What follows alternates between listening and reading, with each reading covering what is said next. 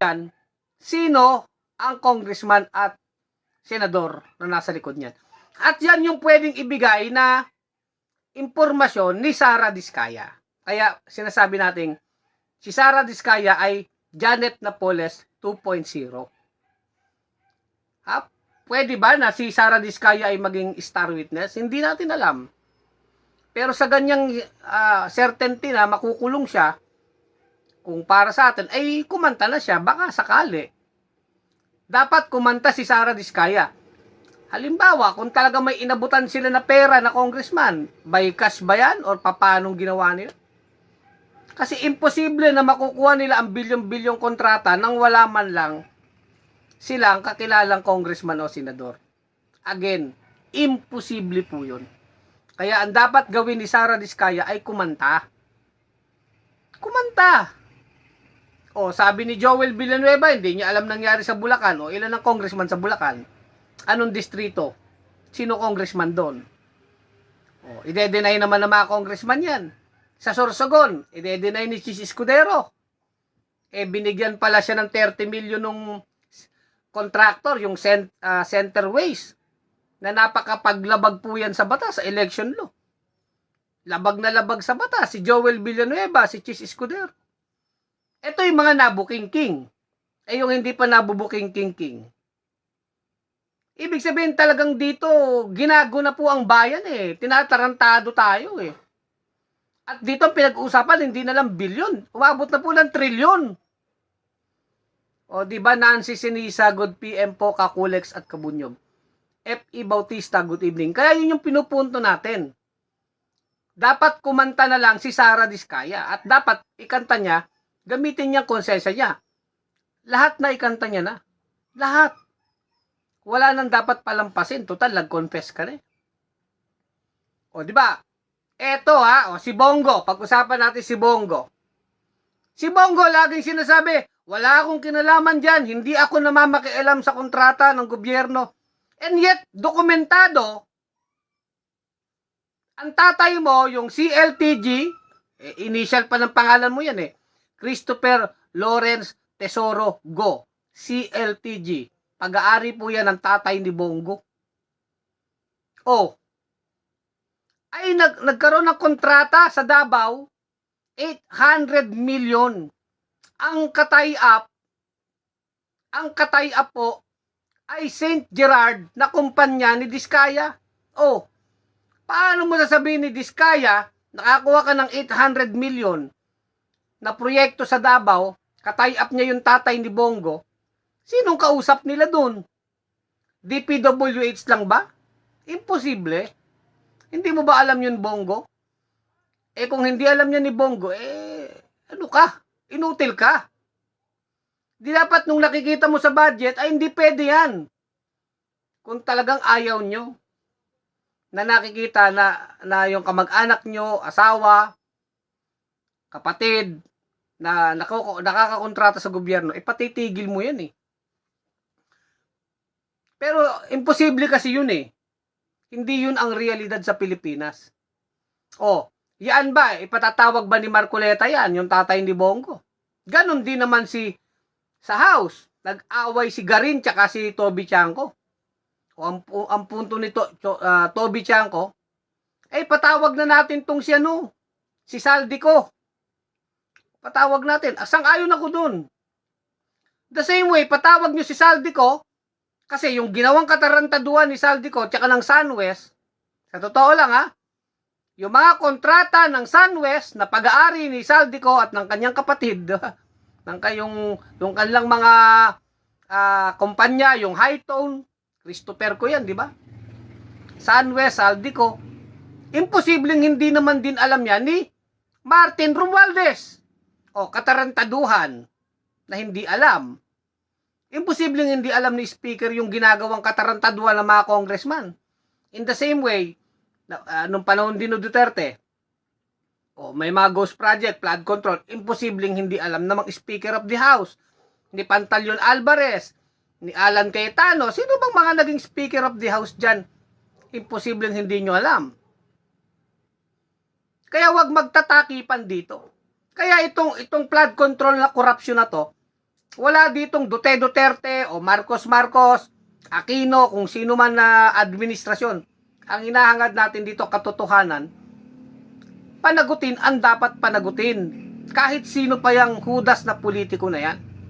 Yun yung pinagdidiinan natin.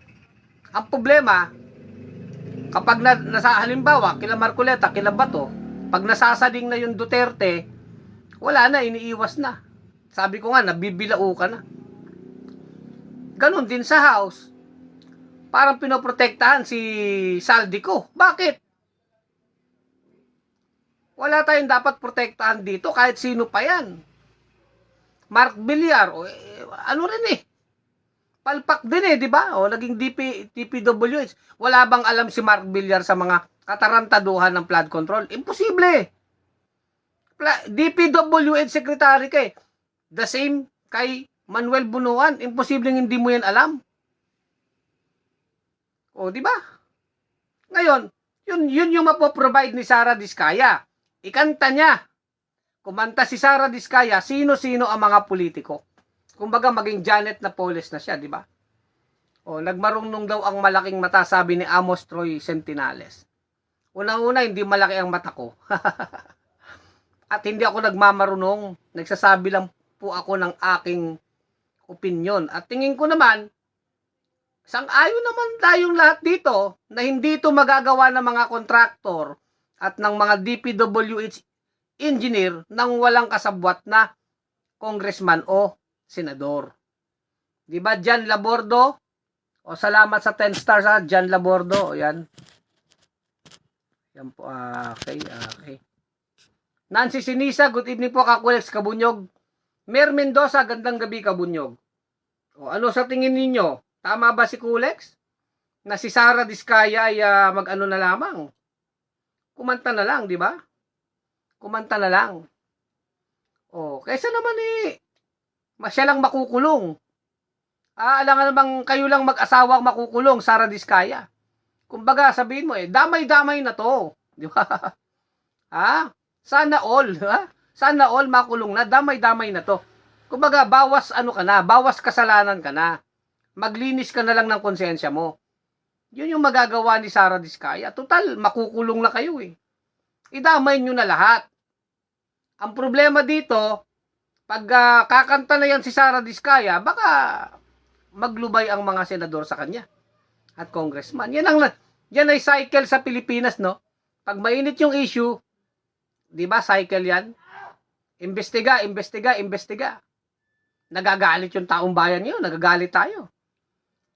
Pagkatapos, pag medyo mababa na issue, pahupa na, may kinakasuhan yung mga small fish lang, yung mga dilis, yung mga maliliit na mga opisyal ang kinakasuhan. Itong mga talagang pasimuno, mga mastermind na opisyal, mga malalaking politiko, kagaya nila Enrile, nila Jinggoy, nila Bong Revilla sa PDAP-ISCAP, nakakalusot. Sila Gloria Arroyo, nakakalusot. Madaming mga legal maneuvers. Minamanoobra yung kaso, di ba?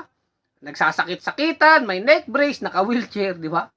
Mga gimmick na mga gasgas na gimmick na ng mga politikong magnanakaw, di ba? At eventually, nakakalaya. At nakakatakbo pa sa halalan. At binoboto ng tao, nakakabalik sa kapangyarihan. Si Erap nga, naging mayor pa di ba? Saan kayo nakakita? Inatulan na ng Supreme Court. And yet, nakatakbo pa, di ba? Pinardo ni Gloria. Ganun ang sinasabi natin. So, at least dito ang mahalaga dito, yung pagkanta ni Sara Diskaya, umamin siya, sino-sino ang mga kadilmong congressman. Bilyon-bilyon ang kontrata nyo through the years. Sabi nga niya 2012, nangongontrata na sila. 2012, di panahon ni Pinoy.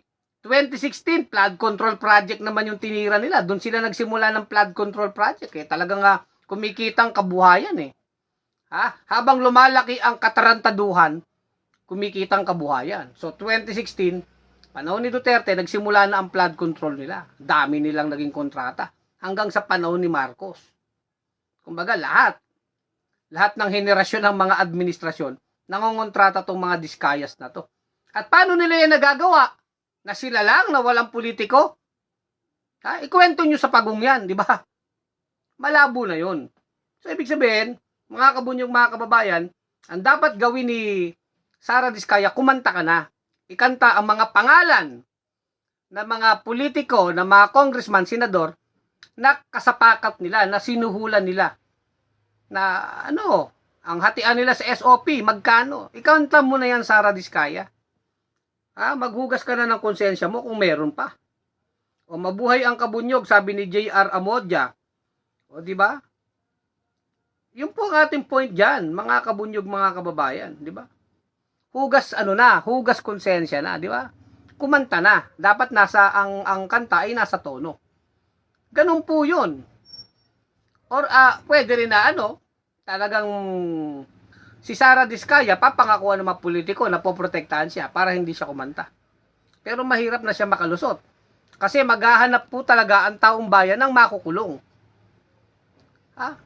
Yun ang pinapaliwanag ko lagi. Huwag natin tignan na ito ay Marcos laban sa Duterte, Duterte laban sa Marcos. Hindi po ito ganyan. Bahala sila mag-away sa politika. Bahala kayo sa buhay nyo, mga politiko. Ito ay laban ng mamamayan, laban sa mga magnanakaw. Dapat ganun ang ating laban, mga kababayan.